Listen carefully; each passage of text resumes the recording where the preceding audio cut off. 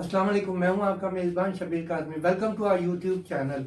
पिछले दिनों हमारी गुफ्तगू जो आप लोगों से होती गई उसमें दो चीज़ें बड़े खुल के सामने आई कि एक तो मैंने आपको ये कहा कि क्रूड और क्रूड बेस्ड इन्वेस्टमेंट कम कीजिए, और दूसरी तरफ ये कहा कि गोल्ड में सरमायाकारी की तरफ तवज्जो दें। उसके बाद मुझसे बहुत सारे सवालात पूछे गए, तो मैंने आज ये मुनासिब जाना कि ये स्पेशल प्रोग्राम सिर्फ गोल्ड में इन्वेस्टमेंट के बारे में करूं।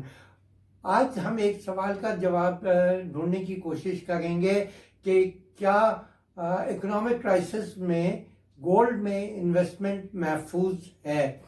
यहाँ हमने तीन लफ्ज़ इस्तेमाल किए: इन्वेस्टमेंट, महफूज और सरमायाकारी। अब इन तीनों चीज़ों का हम जवाब ढूंढने की कोशिश करते हैं। अगर हम सबसे पहले क्रूड की लेटेस्ट हालत देखें तो क्रूड की कीमत पिछले जो थी वो -$40 तक चली गई। ये यूएस बेंचमार्क WTI के लिए था।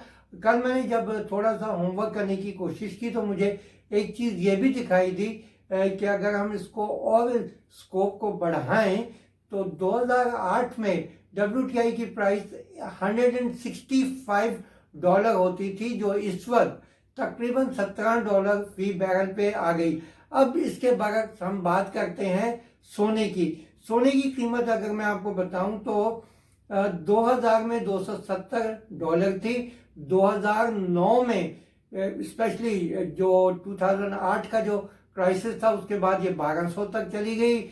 2011 में 1850 चली गई और आजकल इसकी कीमत $1750 फी आउंस है।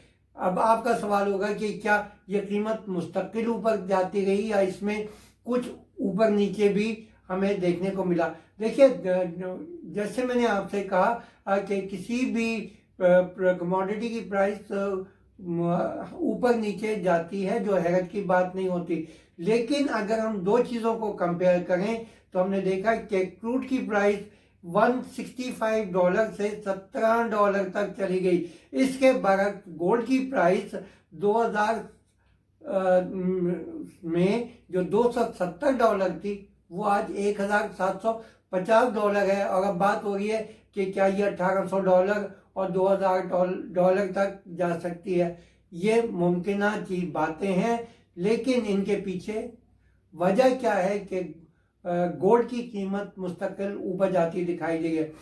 गोल्ड के इन्वेस्टमेंट के रेफरेंस से 5 चीज़ें कहलाती हैं जिनको आप अपने जहन में याद रखिएगा।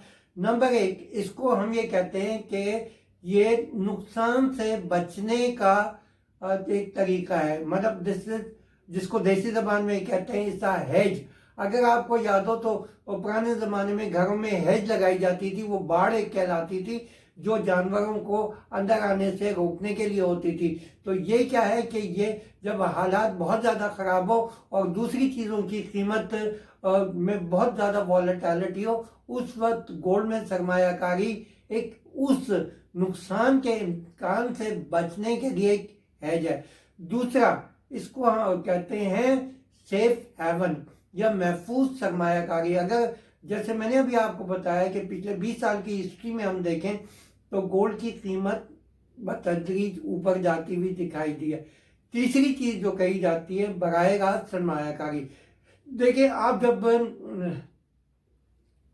दूसरी चीजों में सरमाया करते हैं, मिसाल के तौर पे क्रूड, ना तो आपके पास क्रूड होता है, आप शेयर्स में करते हैं तो शेयर्स की कीमतें उन कंपनियों की परफॉर्मेंस पे डिपेंडेंट होती हैं, वो डिविडेंड देंगी या नहीं देंगी। लेकिन इसके बरक्स जब आपके पास गोल्ड होगा तो आपको रोजाना बेसिस पे भी अगर आप देखना चाहें तो आपको पता चलता है कि उसकी कीमत कहाँ जा रही है। और सबसे आसान काम ये होता है कि आप किसी वक्त भी जिस वक्त अपने गोल्ड की होल्डिंग को बेचना चाहें तो निस्बतन आसानी से बेच सकते हैं और फौरन रकम हासिल कर सकते हैं। चौथा, हमने जो देखा कि फाइनेंशियल क्राइसिस के बाद इसकी कीमत मुस्तकिल ऊपर जा रही है। और पांचवी एक चीज जो है वो, अगर मैं 1990 से ایک ایشو آیا تھا جس کو ہم کہتے ہیں جیو پولیٹیکل کرائسس. مطلب یہ ہوتا ہے کہ مختلف ملکوں میں کبھی جنگیں ہو رہی ہیں, کبھی وہاں چینج آف ریجیم کی بات ہو رہی ہے, کبھی کوئی اور ٹرموائل ہوتا ہے. تو اس سارے بحران کے درمیان گولڈ ایک محفوظ سرمایہ کاری کے طور پہ ابھرتی ہے. اب آپشن یہ ہے کہ آپ گولڈ میں کس طرح سرمایہ کاری کریں. عام طور سے اس کے لیے دو آپشنز ہوتے ہیں. ایک جس کو ہم کہتے ہیں گولڈ بیسڈ فنڈ. جس طرح آپ نے مختلف میوچل فنڈ میں دیکھا ہوگا کہ کوئی فکس انکم سیکیورٹی میں انویسٹ کرتا ہے, کوئی ایکویٹیز میں کرتا ہے, کوئی گورنمنٹ سیکیورٹی میں کرتا ہے. اس طرح وہ اسپیسیفک میوچل فنڈ ہے جو صرف اور صرف گولڈ میں سرمایہ کاری کرتے ہیں. اس کے علاوہ دنیا میں ایک اور چیز ہے, اس کو کہتے ہیں ایکسچینج ٹریڈڈ فنڈ, جس کی ایک مثال آپ کو یاد ہوگی, میں اکثر دیتا ہوں. امریکہ میں SPDR, جس کا اس وقت جو ہولڈنگ ہے وہ تقریباً 1030 ٹن سے ایکسیڈ کر گئی ہے. تو وہ ایک فنڈ ہے جو ایک انڈیکیٹر ہے اس بات کا کہ سونے کی طرف لوگوں کی کتنی توجہ اور اس کی قیمت کیسے جا رہی ہے. تو ایک چیز دیکھتے ہیں کہ جب دیگر چیز کموڈیٹیز میں سرمایہ کاری والیٹائل ہو جائے تو لوگ سونے کی طرف آتے ہیں, اور اس کی ایک انڈیکیشن اس فنڈ کی ہولڈنگ ہے, جس کو اگر آپ نظر میں رکھیں تو آپ کو پتہ چلے گا کہ لوگ سرمایہ کاری اس فنڈ میں کر رہے ہیں یا نہیں کر رہے. یہ تو آپ کو پتہ ہے کہ میوچل فنڈ میں کنٹینیوس بائنگ سیلنگ چل رہی ہوتی ہے. تو اس میں یہ ہوتا ہے کچھ لوگ نیا سرمایہ کاری کرتے ہیں, کچھ اپنی سرمایہ کاری باہر نکال رہے ہوتے ہیں. تو ایک چیز جس نقطے پہ ہم پہنچے وہ یہ ہے کہ دیکھیے, جب حالات مشکل ہوں, معاشی بحران ہو, تو اس وقت آپ کو جو پہلا آپشن ہوتا ہے کہ اپنی سرمایہ کو کیسے محفوظ کریں, نقصان سے کیسے بچیں.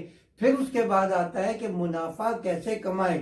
تو اس میں ایک پوائنٹ پہ ہم پہنچے ہیں کہ جب کموڈیٹیز کی مارکیٹ والیٹائل ہو جائے, ایکویٹی کی مارکیٹ والیٹائل ہو جائے, تو اس وقت گولڈ میں سرمایہ کاری نسبتاً محفوظ سمجھی جاتی ہے.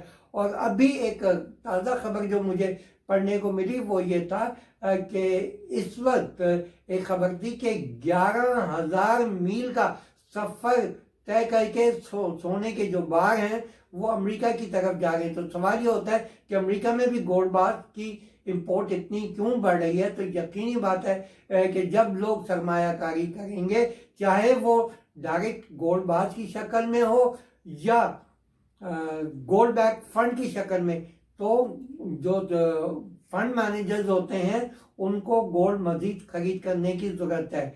اب یہاں پہ ہمیں اجازت دیجیے, ہمارا چینل دیکھتے رہیے, اس کو سبسکرائب کرنا مت بھولیے تاکہ آپ کو بر وقت نوٹیفیکیشن ملتے رہیں. اپنے آس پاس کا خیال رکھیں, اپنے سے کمزور لوگوں کا بھی خیال رکھیں. اجازت دیجیے, اللہ حافظ.